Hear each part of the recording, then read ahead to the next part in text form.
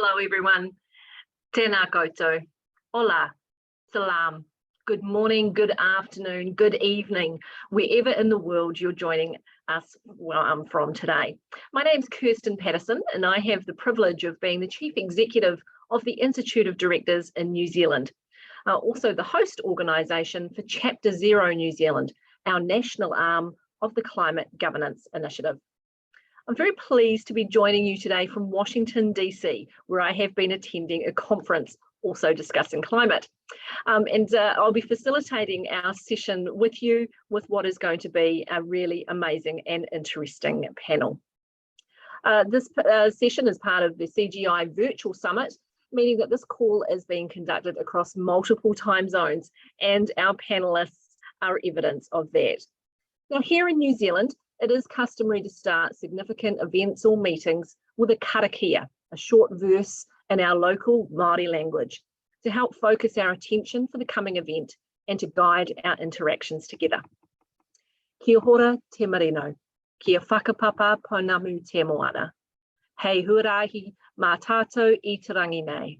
Aroha atu, aroha mai, tātou ia tātou katoa. And translated, this means, quite fitting, I think, for where we find ourselves globally, may peace be widespread. May the sea be like greenstone, a pathway for all of us this day. Let us show respect for each other, for one another, bind us all together. It's a very interesting time to be having this conversation. Yesterday, New Zealand's government released consultation, its plans for a world first scheme that will see farmers paying for agricultural emissions in some form by 2025. No other country in the world has yet developed a system for pricing and reducing agricultural emissions, so our farmers are set to benefit from being first movers, although there are many issues and concerns to be yet worked through. Now, today's session is a collaboration with two of our fellow chapters, Malaysia and Central Americas and the Caribbean, which really just highlights the fantastic opportunities that being part of the CGI community provides. Today, the three chapters will be focusing specifically on the agricultural sector and exploring some of the common governance challenges and opportunities facing some of our major export products.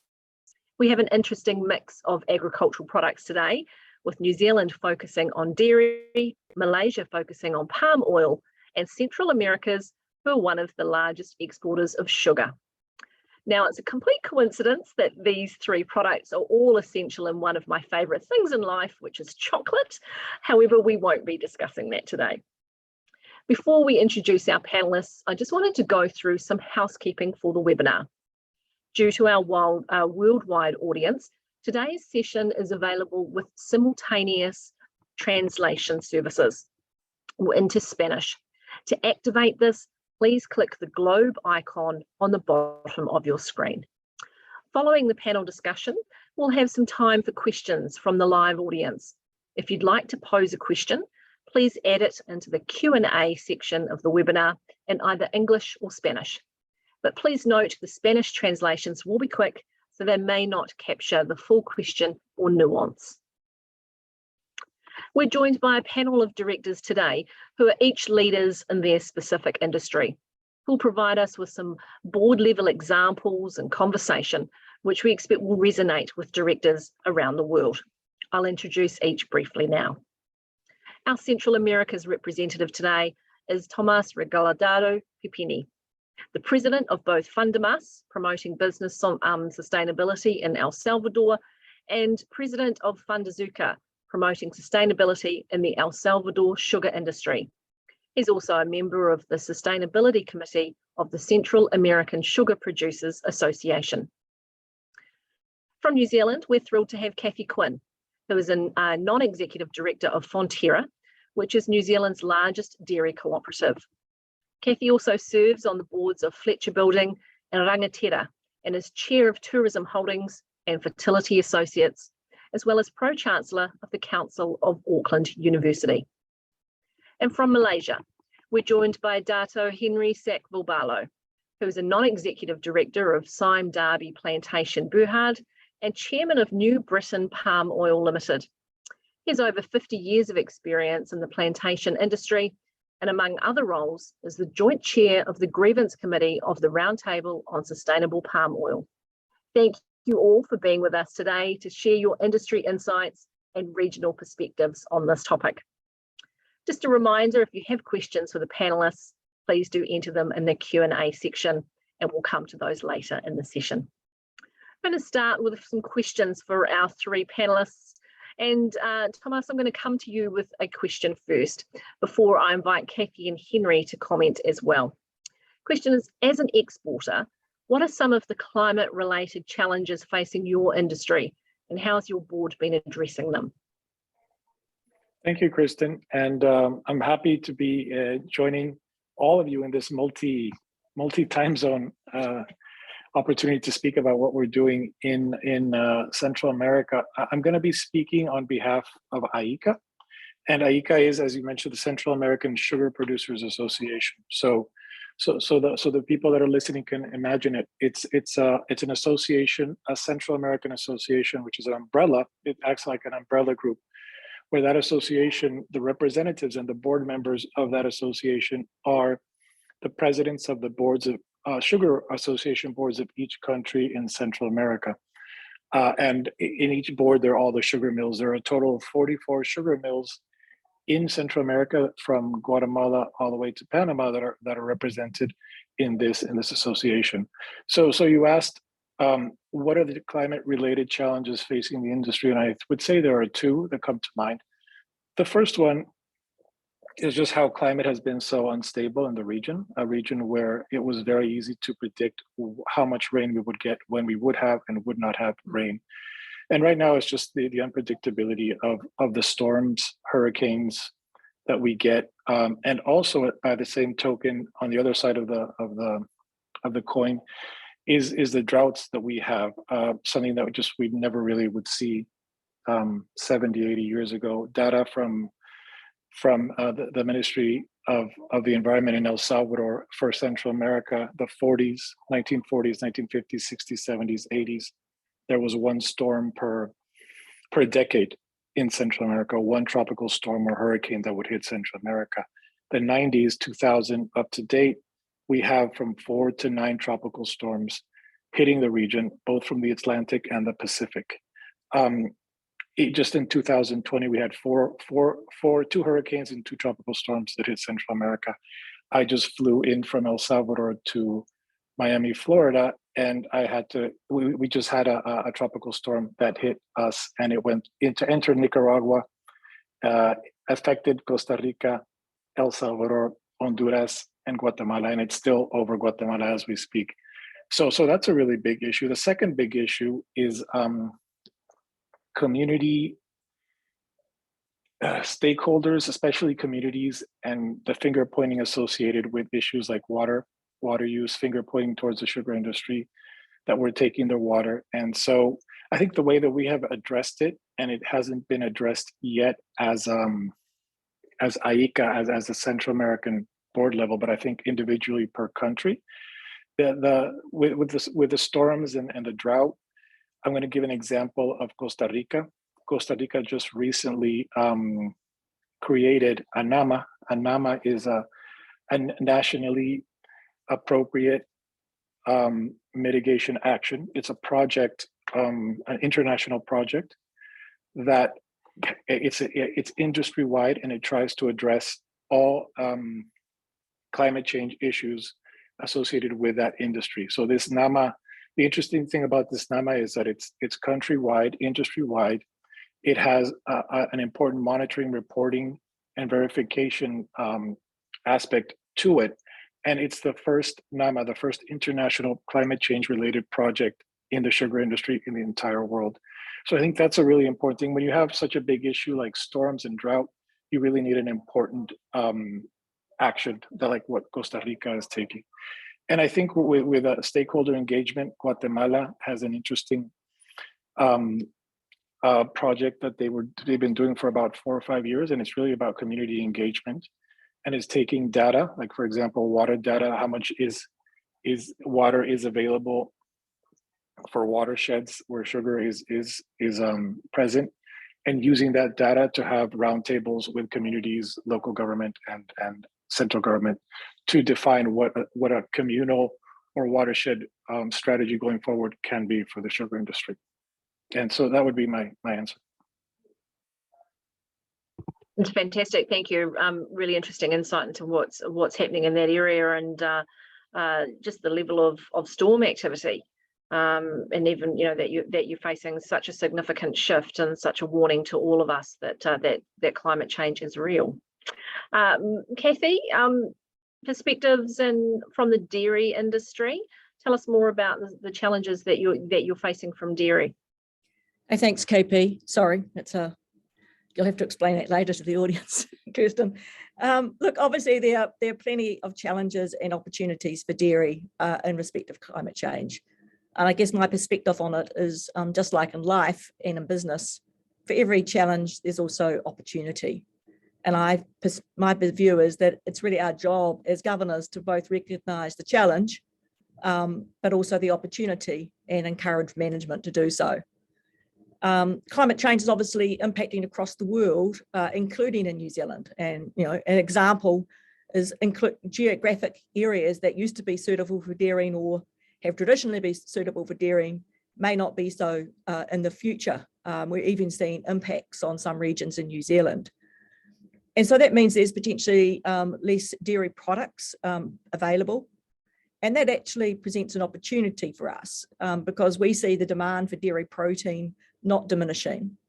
And so our job as governors at Fonterra is to see that we maximise the value of the precious milk we have, and to support our management team, both with capital and financial and human, to do that. So an example recently is we've changed our leadership team. We've brought on a new head of innovation onto our leadership team here at Fonterra for innovation and brands, as well as a new person for strategy and optimization.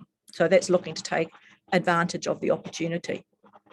Climate change is also obviously, as discussed, contributing to increased weather events.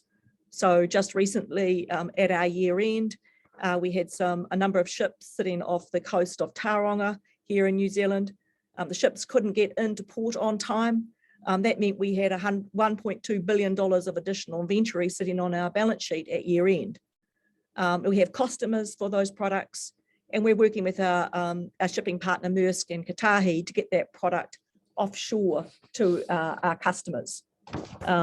So obviously the board talks about our relationship with Maersk and our important partnership with Katahi at board level, as they're critically important. Similarly, bad weather, like we've been having in New Zealand, we've had a lot of wet weather, actually isn't conducive for milk production on farm. So year to date this year, in the milk season, production's down. Now, if that continues and climate change continues to contribute to that, that means obviously we'll have less milk. There are other reasons that we expect that milk production can go down. People moving to alternative land use, the new regulation, including that announced by our government yesterday. And so at some point that may mean we have to adjust our manufacturing capacity to reflect that we can't continue to hold excess capacity for less milk. So we've recently announced a closure of a plant up in North Island, for example. We obviously want to hang on to the high quality milk we have. And that's a reason why we have put forward a change to our capital structure, which requires a change in legislation, which is before Parliament in New Zealand at the moment. And the purpose of that change to capital structure is to make it easier for new farmers to join Fonterra and our existing shareholders, suppliers to stay with us. So from our perspective, our response to climate change isn't one thing, it's multifaceted.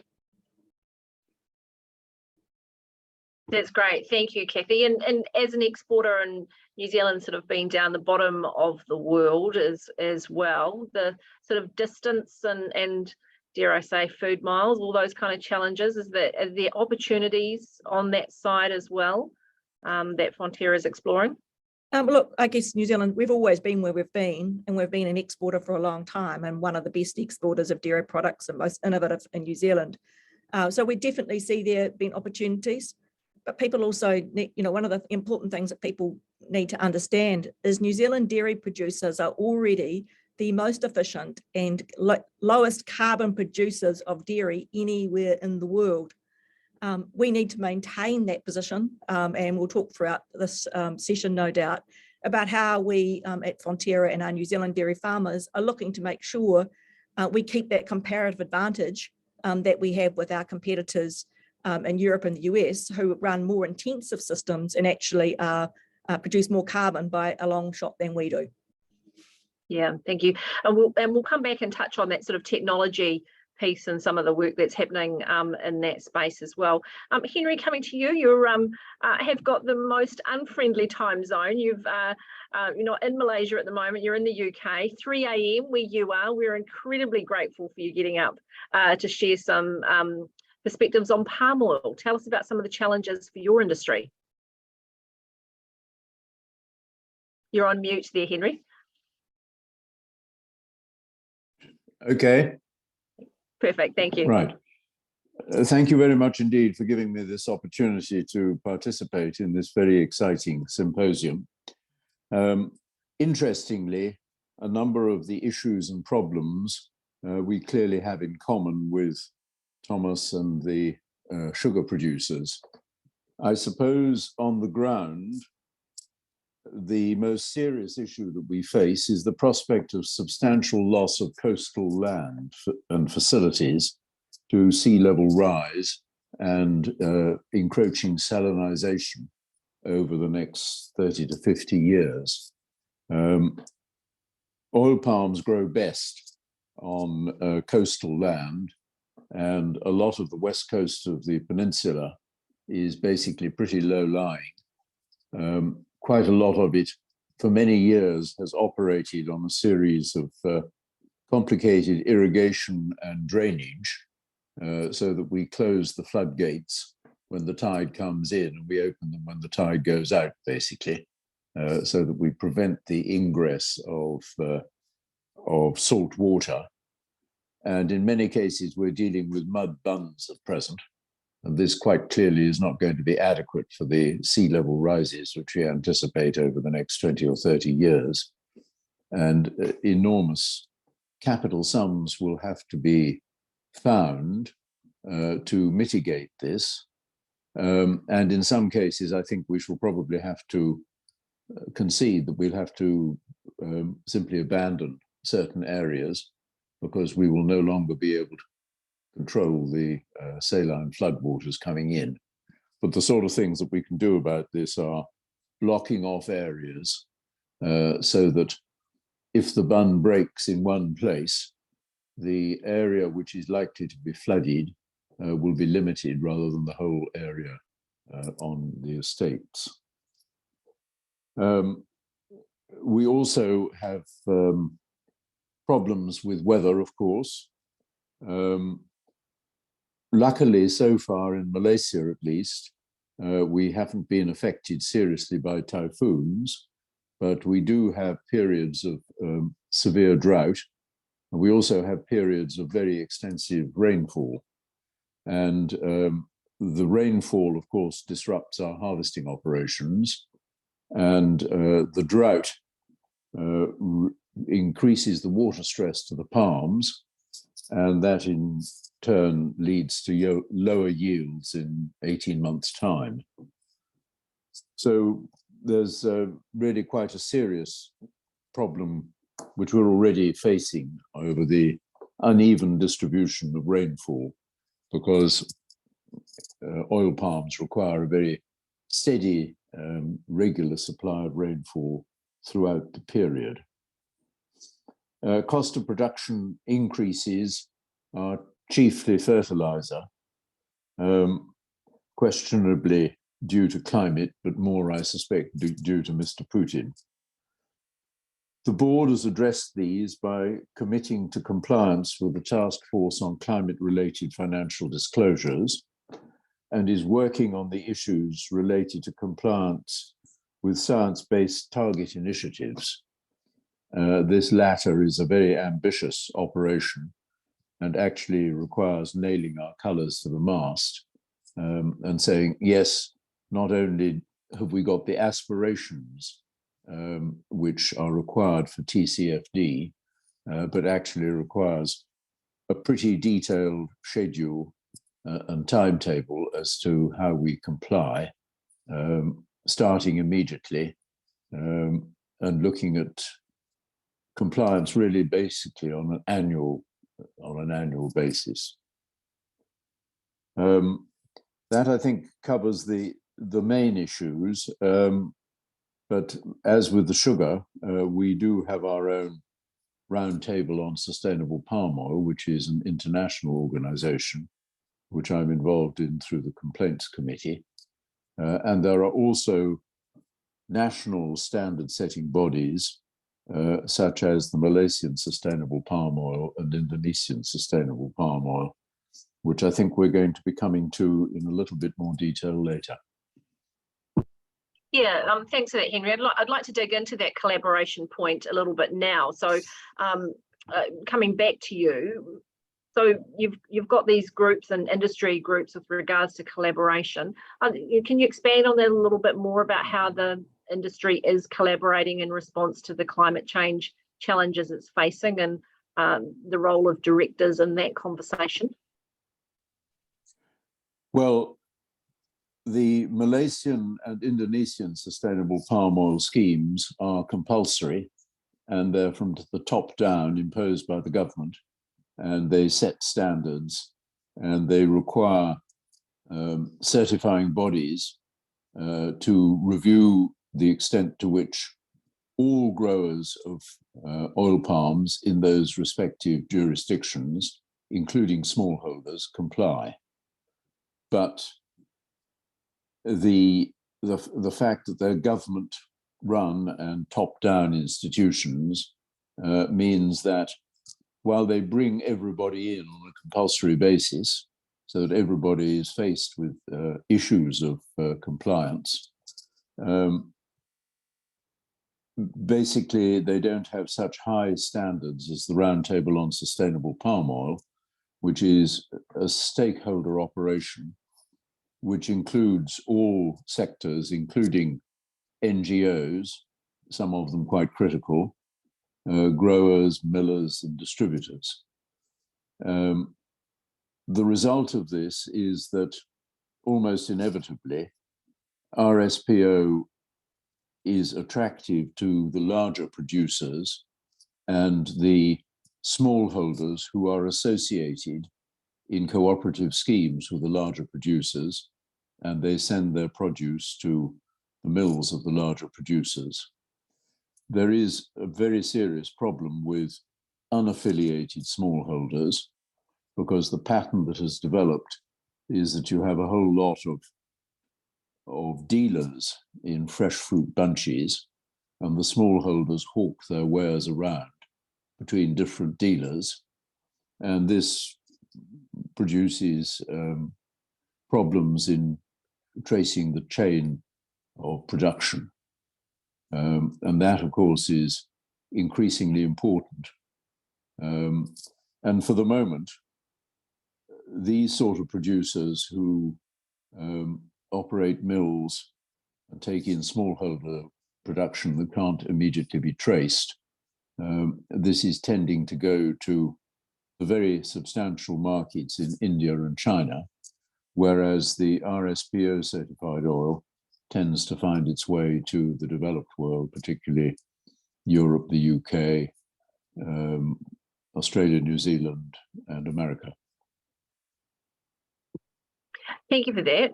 Thomas, how does that collaboration experience reflect your experience with sugar and the collaboration in your industry? I'm going to speak about how we collaborate at the IECA level, at that board level of all the sugar associations of the 6 Central American countries.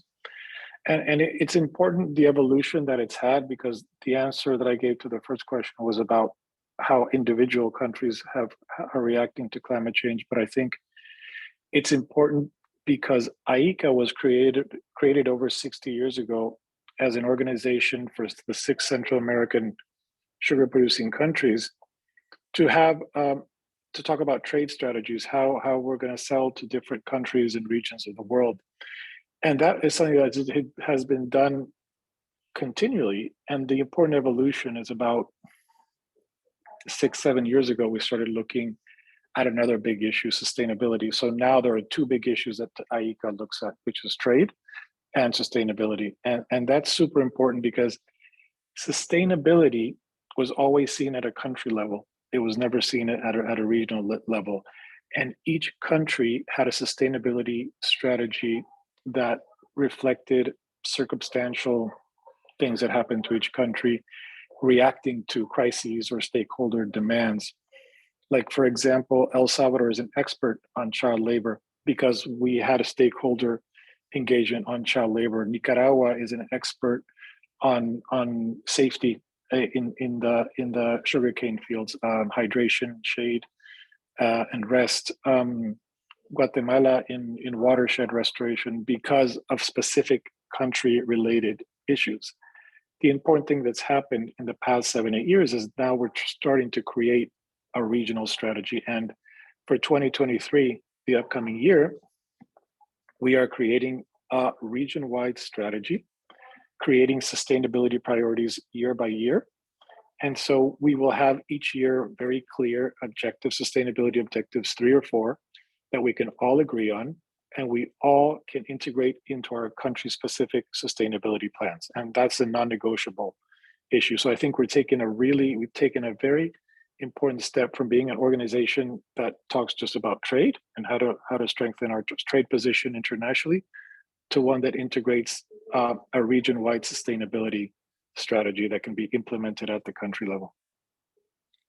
That's really encouraging to see that collaboration across the region, and we would hope it would have much more significant impact.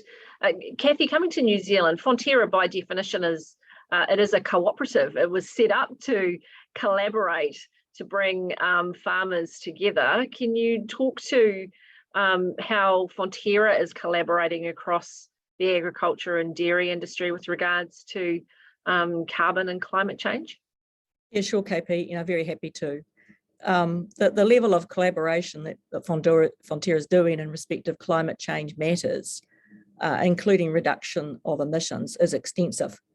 They range from initiatives with our farmers, working on farm with them about how they can reduce their emissions, with the industry, with organisations like MIT in the US, and our government. So I can't run through them all in the time I have, but I can name a few. And if people are interested, if you go onto the Fonterra website and click on sustainability, you'll see just an even broader range of things we're doing. It actually makes me very proud when I had a look at it.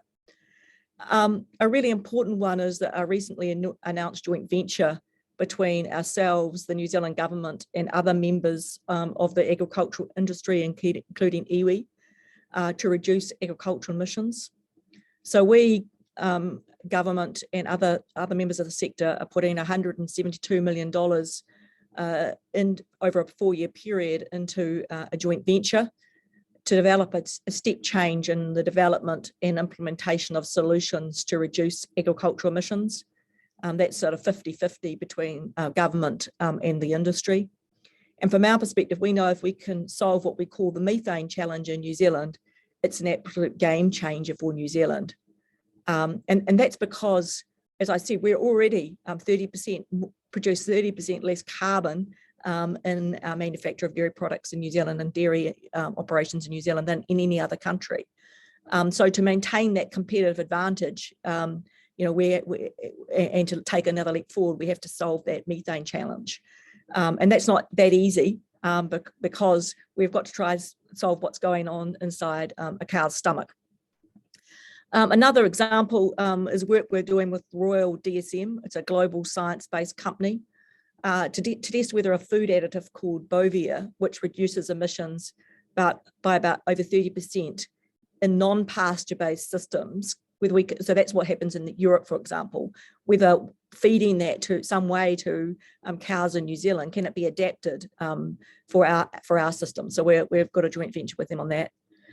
We've got another joint venture. We've got a project with MPI and Dairy New Zealand, where we're expanding a promising trial with Nestle, where if we can include plantain in a cow's diet, it can reduce the amount of nitrogen produced, as well as reducing carbon emissions and improving water quality. So sustainability is a key plank of our strategy. It's part of the long-term aspirations we announced to our shareholders last year, for which we've got targets out to 2030, including an intention to spend $1 billion on sustainability initiatives by 2030. So sustainability is on part of every board agenda, and it's a topic that's just pervasive across the whole co-op. It's so important. Yeah, thank you. You've touched on some of the innovation and investment that's going on. Can you expand on that a little bit further in terms of how critical is the role of technology in the industry response, and how have you approached that from a board level? Sure. I guess we see technology as absolutely fundamental to addressing the challenges and opportunities around climate change, including reducing emissions. And I guess one thing I think people should perhaps appreciate that down here in New Zealand, our industry has long invested in innovation research. We've got a legacy with our Fonterra Research Centre, which is based in Palmerston North, that dates back to 1927. We're one of the largest dairy research centres in the world. We've got 300 scientists there, researchers and engineers. Apparently there's collectively more than 130 PhDs and more than 3,500 combined years of experience in dairy science, research and development there. So we greatly value technology and science. So, you know, and it's another example of how we're supporting it is by bringing the head of innovation to the senior leadership table, and the commitment to spend $1 billion on sustainability initiatives over the period. We've also announced an intention to spend $160 million per annum out to 2030 on research and development. And a significant part of that $1 billion of sustainability commitments include phasing out of coal, which we use to fuel many of our boilers here to run our plant. We've committed to do that by 2037. That accounts to about $600 million. And obviously technology is a key part of that. So for example, we transitioned out of our Te Mutu plant from coal last year by using wood pellets. And what we're having to do there is to trick the wood boiler to think that it's actually the current boiler, to trick it to thinking it's still getting coal and it's actually getting wood pellets. And that's all about technology. Similarly, we're transitioning another two of our plants to wood biomass this year. And we're completing trials on wood pellets in another couple of plants. Now, we can't convert all our plants at once from a risk management perspective, but also there's only a small amount of time each season when the plants aren't operational where we can do that. But, you know, for example, the 4 recent sustainability, sort of what we call fuel switching projects, we estimate reduce our carbon emissions by 180,000 tonnes per annum, which is about taking the equivalent of 76,000 cars off the road. Other examples, we've introduced new milk vat monitoring systems on our suppliers' farms. And that technology allows our farmers to keep an eye on what's happening with the milk off their mobile phone, making sure it's at the right temperature.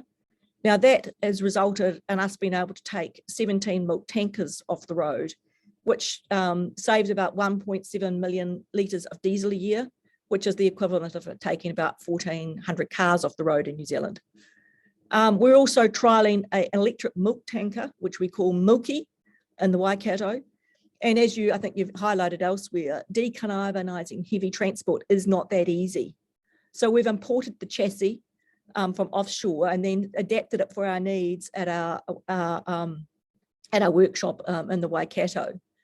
And what we're trying to do is trial how that electric milk tanker will work in practice, right? So how long is the range? How does it operate in our environment? And you know, our team has come up already with ideas to improve the range and reduce the weight of the vehicle.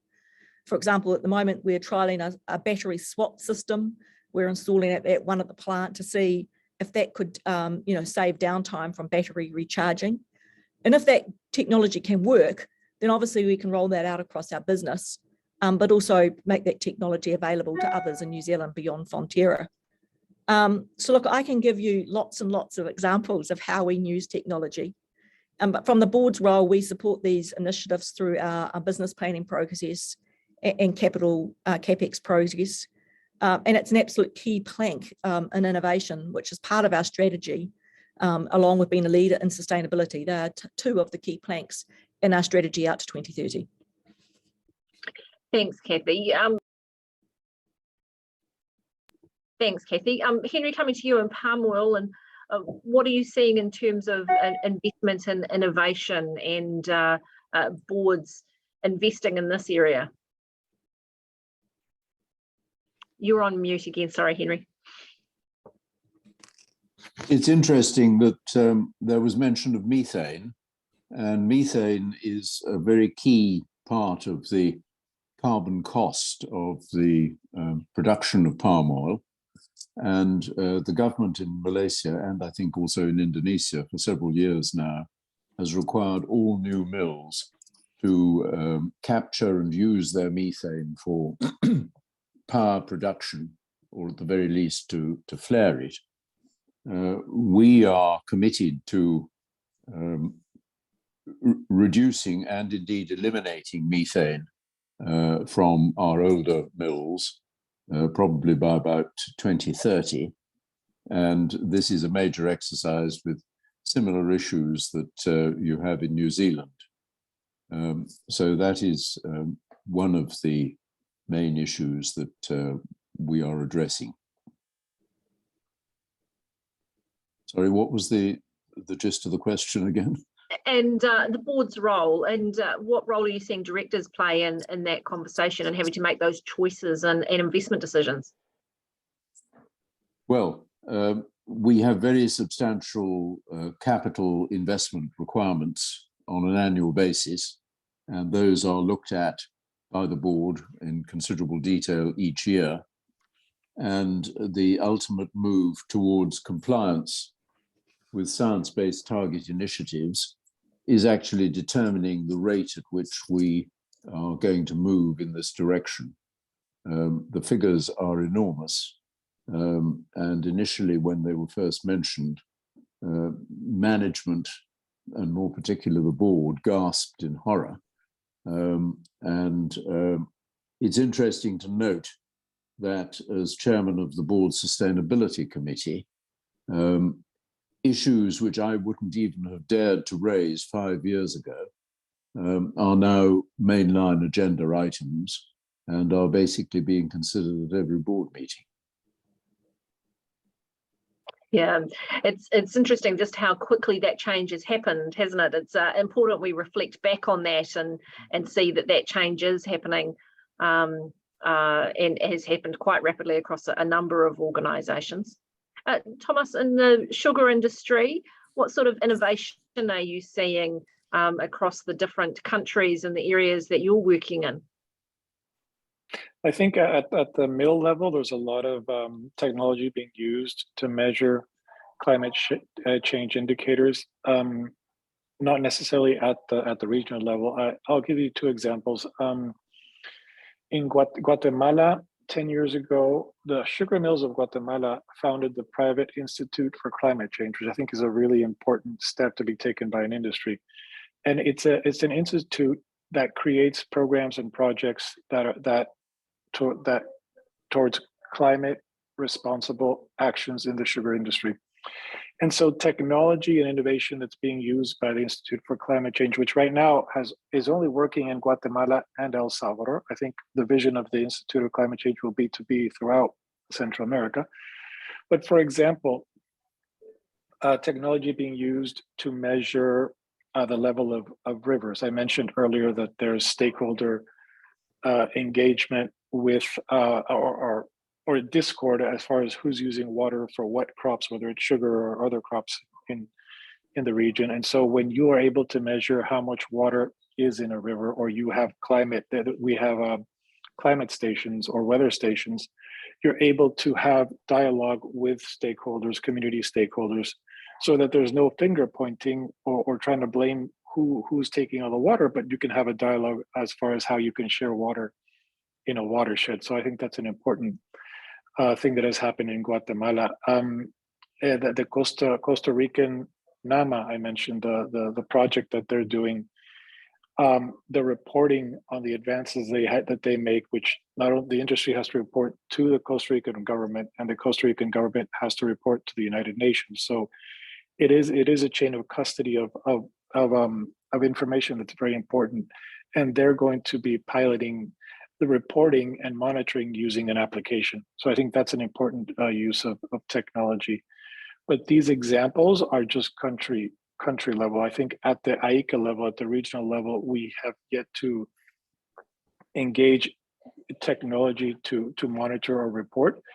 But as I mentioned earlier, the 2023 plan, we're going to have 3 or 4 regional sustainability related goals that we are going to have to report and monitor in a very strict way. So I think next year we're going to start seeing that at the regional level.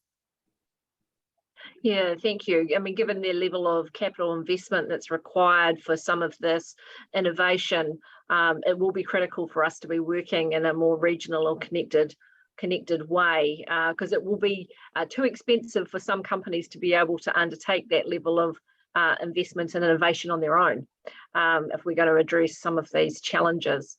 So it's great to hear of some of those examples across the 3 industries where some of that collaboration and industry sharing of knowledge is happening. We're going to jump to a question about opportunities offshore. So I'm keen to talk, and Thomas, I'll come to you first in terms of opportunities for exporters. What's your thoughts about opportunities offshore for those exporters who do have low emission strategies and products? And how are you seeing boards take up that opportunity or integrate that into their strategic planning? I think the opportunities for those producers that are low emission and have products that are products of low emission strategies, especially in commodity industries like ours, it's really hard to say, oh, I have sustainable sugar and I'm going to get a differentiated price for it. Well, we're not getting a differentiated or better price for sustainable sugar.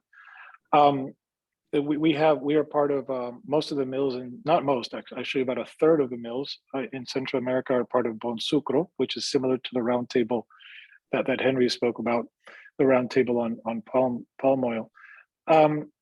And because we are just a commodity, and because sustainable practices are going to be standard in 5 to 10 years, you can't really say, as I mentioned, oh, we have sustainable sugar. I'm a really firm believer that to take advantage of responsible production, you have to differentiate yourself in the future and really see what the opportunities are in sugar beyond sugar as a commodity.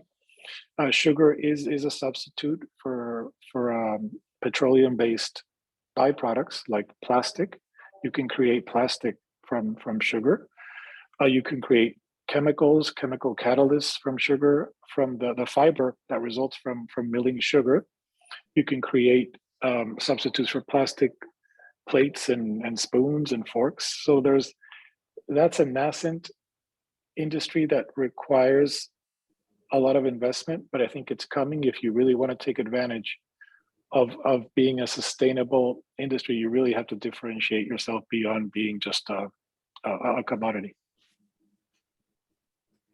Interesting. Thank you for that. And Henry, has that been your experience too, in terms of what's the opportunities as an exporter in the agricultural sector in your area?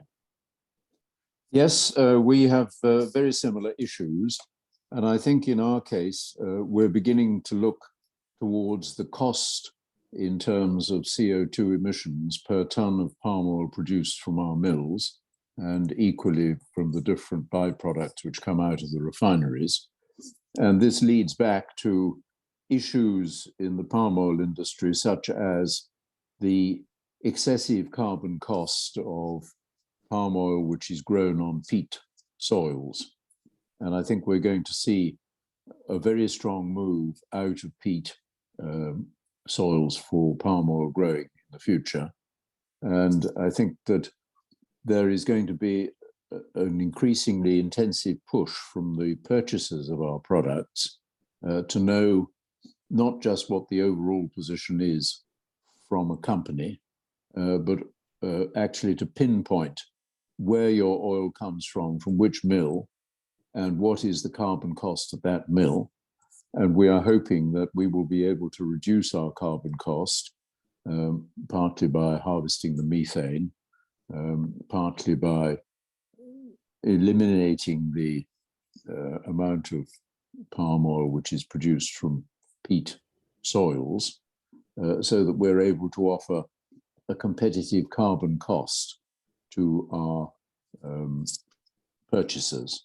And of course, this ties in with a move in Europe, which essentially, as I understand it, is going to put tariffs on European importers when they bring in any kind of import, not just palm oil, but anything else, which carries a high carbon cost, so that people in Europe are not going to be able to get round the issues of carbon cost simply by importing high carbon cost materials from outside. And I think we regard the whole thing as being likely to be very competitive with the purchasers actually putting considerable pressure on us as producers in the next few years. Yeah, thank you. Kathy, Fonterra has more of a B2C in terms of products that direct to consumers as well. What do you see as the opportunities as an exporter in a low carbon environment? Thanks, Kirsten. Yeah, I mean, I personally see it as a significant opportunity. And that's one of the reasons why we as a board have decided and committed to being a leader in sustainability. And that's one of the key planks of our strategy, because we see it's an opportunity, and also because we think it's the right thing to do. So sustainability is, clearly integrated into our strategic planning. And you'll have seen that from some of the initiatives I already talked about. We are seeing some customers being willing to pay a premium for quality nutrition that is sustainably produced. And it's not just about low emissions, it's also about animal welfare and how you treat your people. Customers are and consumers are interested in that. And as I sort of mentioned out, we do see we're in a declining milk environment. And that means we will have less milk in the future. So that means we need to firstly make more out of the milk we have, but also gives us choices about what we convert our milk into, and choices to whom we sell to. So if you're going to want to buy our sustainably produced dairy, you're going to have to pay for it. But it's also, it's important for people to remember that we operate in a global market. We're selling into the freely tradable, contestable market for dairy is actually quite small. And there are many markets that are actually closed off to us, including wealthy markets such as the US and Europe, where we have very little access.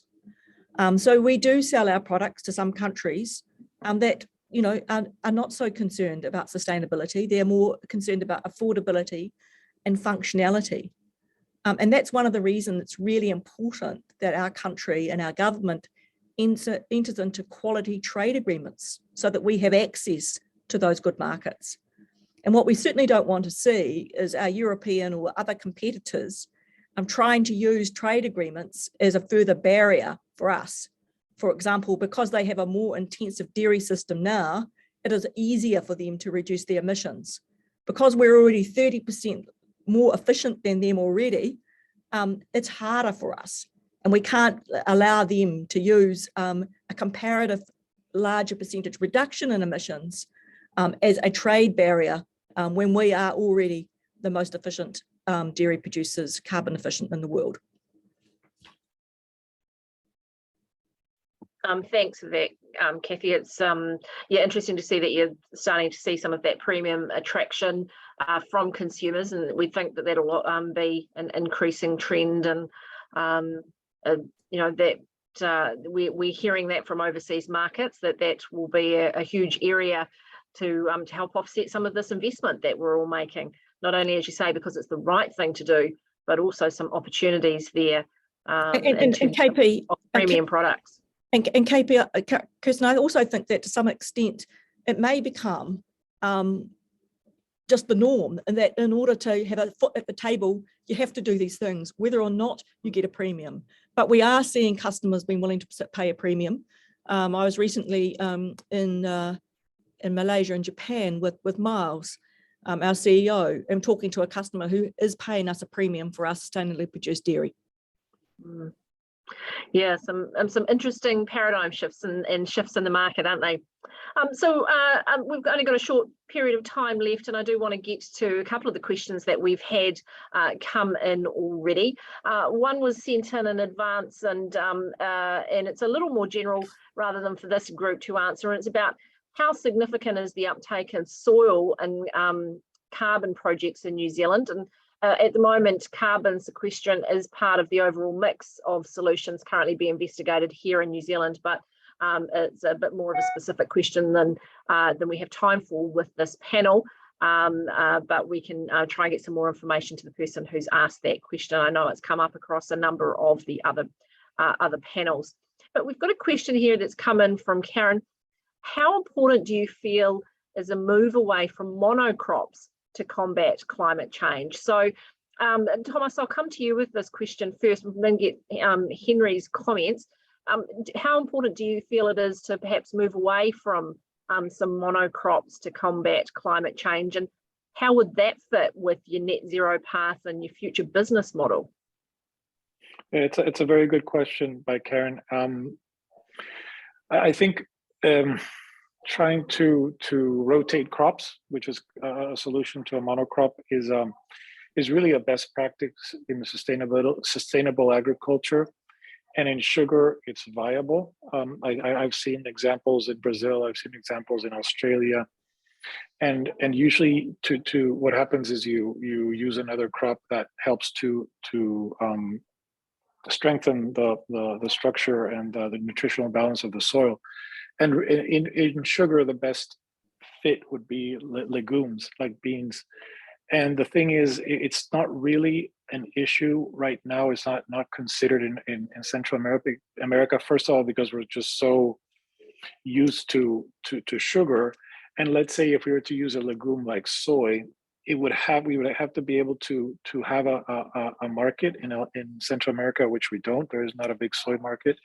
And you'd have to be able to compete with the big soy players. Like Brazil is a big soy player. It'd be impossible to get down to their cost structure, whereas we can compete with Brazil cost-wise in sugar.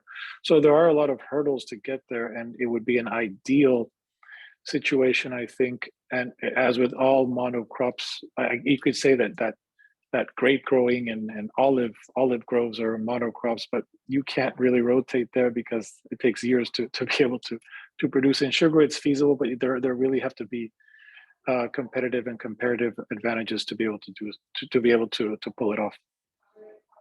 Great, thank you. And here, any comments with regards to the palm oil on Karen's question? Yes. First of all, of course, as Thomas has already mentioned, we're on a 25-year cycle tree crop. So rotating crops main crops is actually pretty much impractical. However, I personally believe that there is considerable scope for grazing cattle under mature oil palms. This, if it is done properly and correctly, can greatly reduce the maintenance cost. And it also helps fertilize the soil, of course, and produces a second product in the form of cattle, which can, if necessary, be put into feedlots. And also, it is interesting to note that palm kernel cake is actually a very good food for cattle. And in New Britain Palm Oil, we run a very substantial cattle operation. And the success of the cattle operation, to a large extent, depends on the supply of palm kernel cake, which is a key part of their feedlot diet. The other aspect of dealing with monoculture in oil palms is the possibility of using the interrows in the young oil palms to enable people to grow vegetable crops. This has been tried on 1 or 2 occasions. I'm not aware of any operation where this has been done on a large scale and successfully there. Thank you. Great, thank you. It's great to get some perspective on Karen's question and to hear the work that's going on and considering these types of issues as we will continue to evolve our practices and our understanding about what is possible. Unfortunately, that's all we're going to have time for today, and so it now falls to me to thank our panel, to Henry, Thomas and Kathy for joining us from across the world and across time zones. Thank you for sharing your experience and expertise with us today. Before I close today's session with a short karakia or blessing, I'd like to thank you all for joining us and look forward to growing this community and connecting with you again soon. So a short blessing. Kia whakaria te tapu, kia wai te ai te ara, kia ture ki whakataha ai, haumie, huie, taekie. Ka kite anō, everyone. Thank you for joining us. We look forward to seeing you again. Thank you. Goodbye.